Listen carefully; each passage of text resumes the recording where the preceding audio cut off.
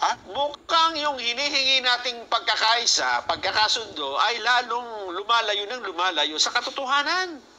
Ba, para namang hindi at, oo nga, parang bad news nga yan. Diyos.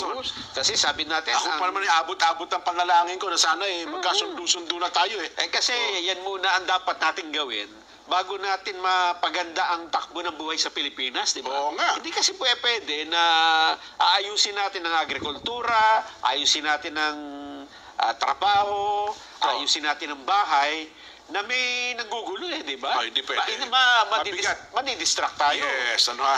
Itong sinasabi ho natin, ito hong tungkol sa bangayan ngayon, ang problema dyan, nagkakaroon ng yung bang parang apoy, ay kumakalat sa iba pang mga... May mga pumapaypay no? Oo. Ang iba naman, sa halip na tumulong sana, magkasundo, bubulong-bulong pa. Ayun pa. Oo. Ano ba kung ano ang tinutukoy ko? Ano ba yan? Ay ito pong bangayan ngayon, ewan ko kung matatawag na bangayan ito, pero parang gano'n na nga, ha? Oo. Alam mo ba na pati ang ombudsman ay nadamay na sa awayan o sa sigalot, sa patot sa dahan patungkol sa impeachment trial. At mukhang ang ombudsman nga ngayon ang nagiging puntirya. Oo. Sa halip na matuwa, ang iba para mali ang ginawa ng ombudsman na yan. Ako po. Oh. Ano ba yan, ha? Ano ba yung sinasabi natin na ginawa ng ombudsman, Nelson?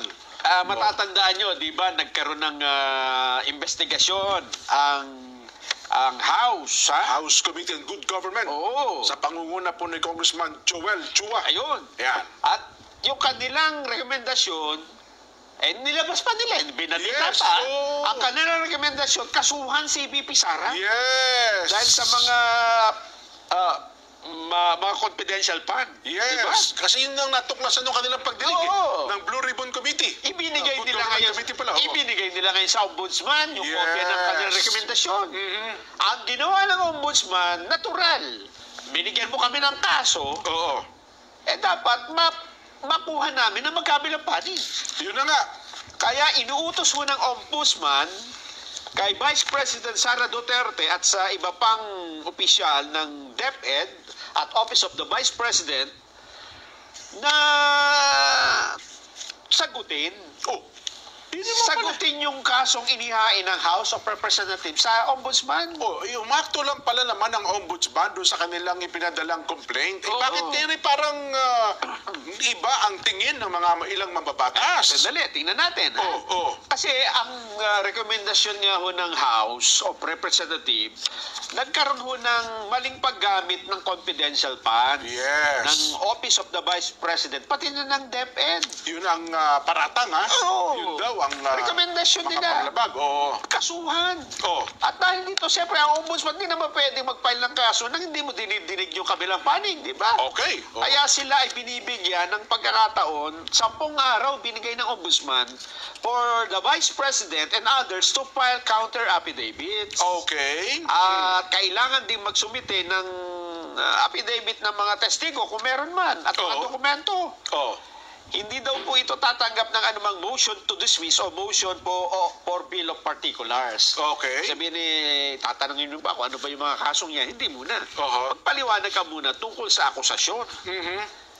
Ito ang nakapagtataka. Yan. Sabi nga, gumawa na kami. Tapos ngayon, bakit parang nagtataka pa kayo? Di ba dapat lang yan? Ito ang nakagugulat. Oo. Ang sabi po ng mismong gumawa ng rekomendasyon na kasuhan ang Vice President at iba pa, Kung Joel Chua. si Joel Chua, Oo. ang sabi niya, tingnan natin anong sinabi niya. Ayan, sinasabi. Well, masasabi po natin na na-surprise din kami dahil sa ganitong sitwasyon. Maalala ko nga po kasi ito pong ating Vice President ay impeachable officers. So nakalagay po dun sa kanilang, ang pagkakaalam ko po, doon po sa kanilang mandato ay dapat antayin muna yung maging resulta ng impeachment bago ma-file yung mga kaakibat na kung sakaling mai-impeach yung Vice Presidente, saka pa lamang. So, may ipa-file yung mga iba pang mga charges, no? Kaya medyo na-surprise rin kami sa bilis ng trabaho ng ating ombudsman. But just the same, ito po yung wini-welcome namin at kami ay makikipag-cooperate fully. Ayun, so pinaghuhugutan niya. Tama, kami ang naghain sa inyo ng mga reklamong ito, sinumitin namin sa inyo. At meron kang rekomendasyong kasuhan. Oo. Pero Parang ang bilis naman na niya, may impeachment case nakalagay ito forthwith eh. Hindi ba immediately ang nakalagay? At saka immediate. Oo. Alam niyo mga kababayan, dalawang bagay sa ombudsman, Jen. Oo. Ang reklamo talaga mabagal. Oh. Di ba? Meron pa ang akusasyon dyan na kapag nag-file ka ng kaso sa ombudsman, may nagbabayad ng parking fee. Para hindi umusad yung kaso. Oo. Yes. Ano ibig sabihin nun? Daw. Babayaran mo Oo. para wag mo munang dinggin yan. Ha? Tanggapin lang yung kaso. Okay lang, Oo, tinanggap. okay na, andyan lang. Oo. Tapos upuan nyo na muna. Yeah. Ilagay nyo doon sa pinakailalim. Nakaparada. Oo, nakaparada. At kada parada niyan, siyempre, bawat araw, pumapatak ang metro. Oo. Paradahan So yun ang may bayad. Daw, yan ay paratang lang. Di ba, no? Di ba? Oo, yes. So, Eto naman, nabibilisan sila. Oo. Ay kasi nga naman daw, dapat tinanggap lang nila. Oh. Kasi dapat daw pala niya daw, sabi batay sa pahayag ni Kong Joel Chua, dapat niya hinintay ng ombudsman na matapos Yung yung impeachment. impeachment. Bawal ba? Oo. Hindi naman bawal kasi pag hihingan mo muna ng di ba? Tugon, di ba?